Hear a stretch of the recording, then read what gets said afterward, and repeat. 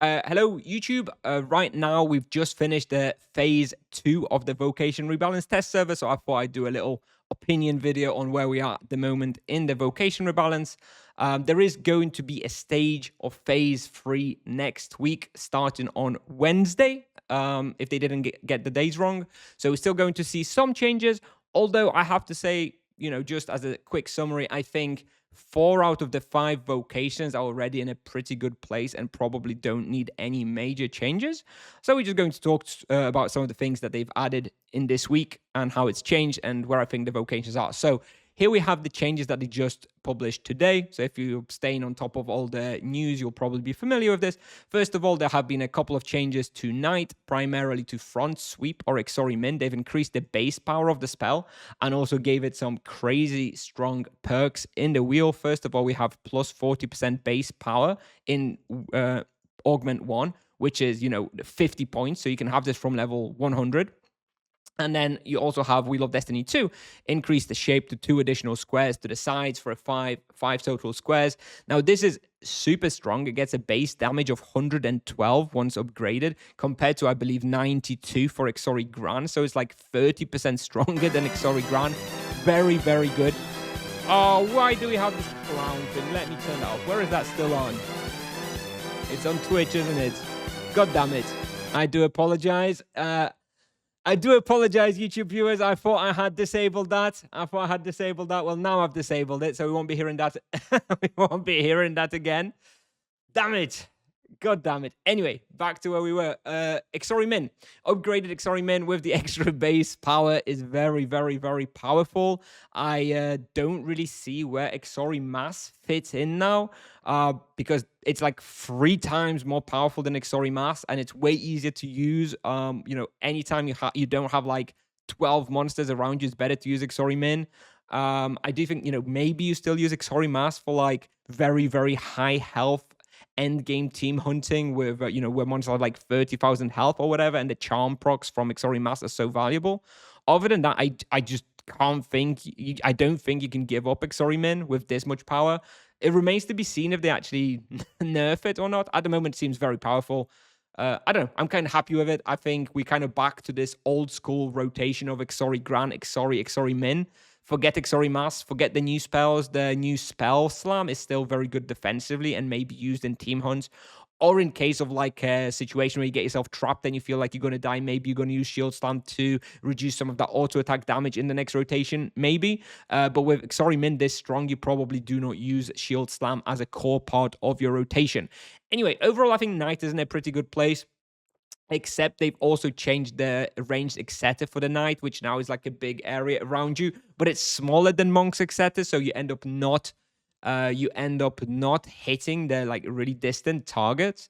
So I don't really like it. I prefer old EK ranged Exeter. I don't know how they fix it. Maybe they need to add extra targets. Maybe they need to add, I don't know, probably just increase the size. I'm not so sure about it. I would almost prefer they go back to the old range Exeter targeted, maybe add an extra jump range, add a couple extra targets, something like that. I'm not feeling the new range Exeter, so I expect to see some changes to the new range Exeter for the EK still. Other than that, probably not tons of changes.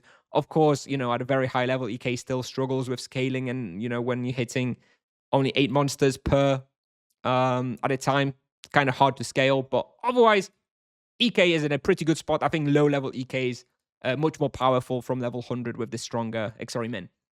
Moving on to Paladin, today we've seen a little bit of a nerf to some of those barrage spells. First of all, they reduced some base damage on the Divine Barrage and moved it into a wheel augment, so you actually would need to invest a fair amount of points into the wheel to get this power to be as strong as it was, yesterday or last week. It's okay. This kind of makes Grenade again a little bit more valuable, because this was so powerful that I wasn't sure if Grenade's going to be used all that much. I don't know. I don't think it's all that terrible of a nerf either. I was expecting some nerfs potentially to the sharpshooter stance, which is just so much free damage for not such a big downside.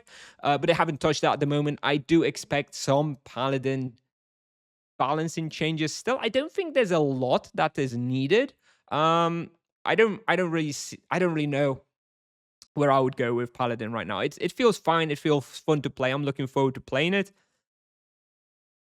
but I don't really know how powerful it's really gonna be. It feels good on low levels for sure. I think like a level 3, 4, 500 Paladin is gonna be very happy. I'm not so sure about like 1k plus, but ultimately Paladins were very powerful. So even if they are a little weaker, um, it's okay, right? I think it's expected. I don't think many Paladins should have been going into the rebalance thinking they're gonna come out buffed or stronger after the rebalance. So I think it's okay if they end up being a little weaker, but have more quality of life through using spells instead of runes. I think that's a fine trade-off and a fair trade-off. So overall, I'm okay with all the Paladin changes. I think there's going to be some light tweaks, but I do not expect many changes to the Paladin in the third phase. Sorcerer, today we finally had Death Echo targeting fixed.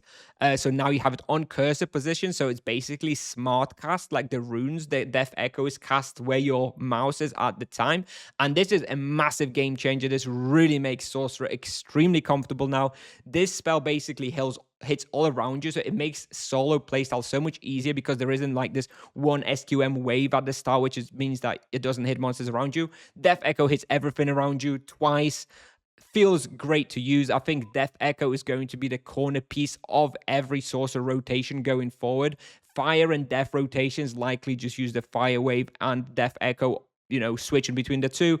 Energy rotation probably uses Energy Wave, Death Echo, and Energy Beam. I think Death Echo is in a great place. In fact, I left quite a lot of specific feedback around this edit spell functionality. Primarily, I would love them to add a cast at mouse position for wave type spells, just like it works for the Death Echo. So you wouldn't have to turn for your waves. Your wave would go in the direction of where the cursor currently is. And this could be easily integrated with the auto aim functionality, where at the moment auto aim casts at target, but instead you take that logic and instead of target, take the cursor position and just fire off the wave in that direction. I think that would be an extremely lovely quality of life for mage waving, especially now as with the Death Echo, we're already kind of we're managing the cursor position accurately anyway because of Death Echo. Couple that with the improvement for the waves, I would love that, and I think Sorcerer would be extremely comfortable. I'd be super, super happy. Anyways, already Sorcerer is feeling very, very good. I'm really enjoying it. Looking forward to playing it after the rebalance. We're probably going to play Sorcerer after rebalance. Paladin maybe, but it's going to be between Sorcerer and Paladin. Right now, I'm leaning more towards Sorcerer because I'm really having a lot of fun with it. Looks like it's going to be powerful, and this Death Echo is a really nice implementation at this point. Before we get to the Druid, I'm just going to skip on over to the Monk. So Monk overall hasn't been changed a whole lot this week. We've had some bug fixes. Thousand Fist Blows feels pretty good.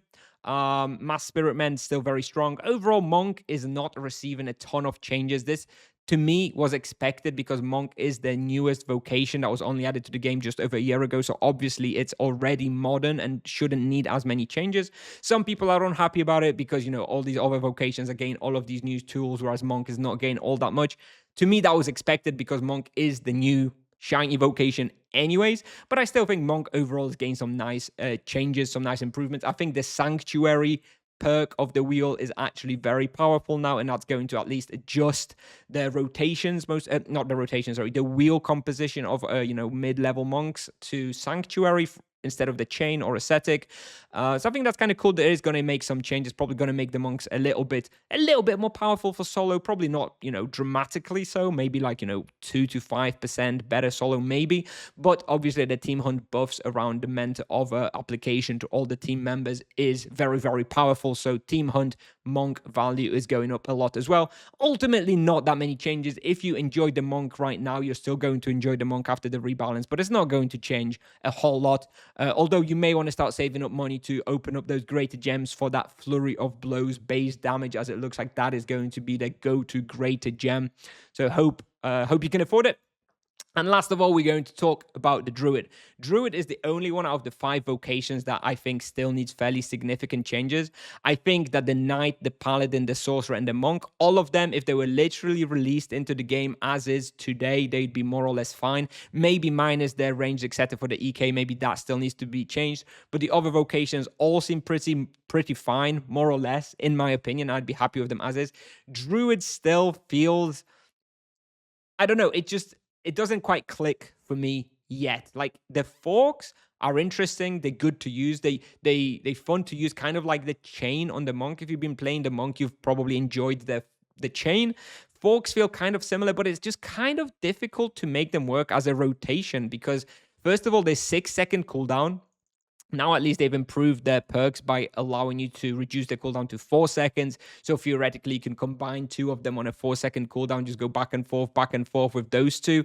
But ultimately, this is earth and ice damage. And the problem for the Druid, in my opinion, is that Druid is now the only vocation really in the game that doesn't have like proper elemental conversion. Maybe Paladin as well, but that's a sort of different topic. But Knight has all the elemental weapons. He can convert his spells to whatever element works.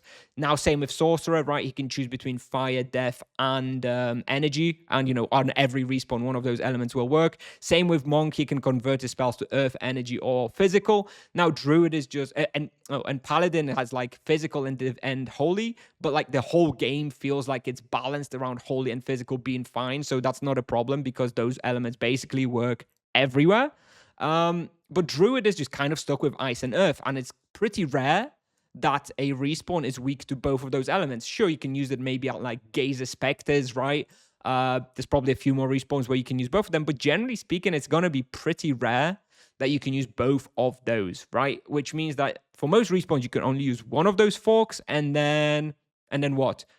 And by the way, I'm talking primarily about solo Druid, all solo vocations. I'm talking about solo, right? That's who I am. I'm a solo player, so obviously it goes without saying I'm talking about solo.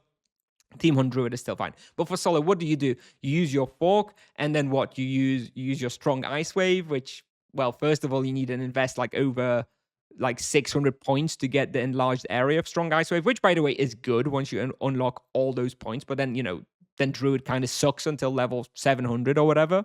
Then you've got the Terror Wave, which again really sucks. The area of it is not that great, and the spell itself is not really all that great, and the damage is just not there. So you're just kind of stuck with like one fork spell, which, assuming it even works at the respawn you're at, it only hits like 5 targets. The damage is okay. The usability is okay. I don't know. It doesn't glue for me just yet. I don't know what I would really change here. I left some feedback that I'm pretty sure is going to be ignored, but I did leave some feedback around adding more physical spells for the Druid and really leaning into all vocations having like 3 elements. Sorcerer has fire, energy, and death. Monk has physical, earth, and energy. Let Druid have ice, earth, and physical, right? Give him a physical fork, give him some new other physical spell, maybe give him stances the way Sorcerer has. So he has a physical stance where he converts his spells into physical, has an ice stance where he can convert his spells into ice, into earth as well. And then you could at least have a proper rotation with these forks and with the waves when you convert the elements. Right now, I don't know. It just doesn't seem to work. And also those spells don't even really work, especially don't really work very well against ranged creatures. Like they only have like a jump range of 3 or something. So if you are kiting at like Nemisats, or you are kiting at Ingol or places like that, right, with ranged creatures, you are never ever hitting ranged creatures with those forks. And if you target the ranged creatures and hit them with the forks, then you're not hitting everything that's melee. It just doesn't seem to work very well. And Druid seems like the only vocation that is still kind of forced to use runes, right? But the runes were nerfed in size. So I don't know. I don't really know what the Druid is supposed to do. It just doesn't feel quite finished. So like I said, in summary, I don't really know what they should do with these forks. I feel like they kind of in a corner and they're kind of trapped, and I don't really know what they do without like breaking the forks.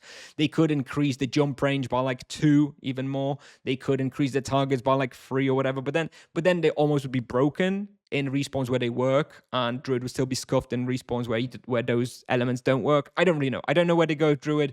Maybe they just say Druid is a team hunting only vocation, and that's that. I don't really know. We're gonna see. But yeah, ultimately, in summary, pretty happy with where the Monk is, very happy with where the Sorcerer is. I'm okay with where the Paladin is. I haven't played it like a ton. I think it's more or less fine. If high level Paladins are complaining that it's weaker, I think okay. I mean, it was so powerful for so long. It's kind of fair that they take away a little bit of power from high level Paladins, in my opinion. Knights are more or less fine as well.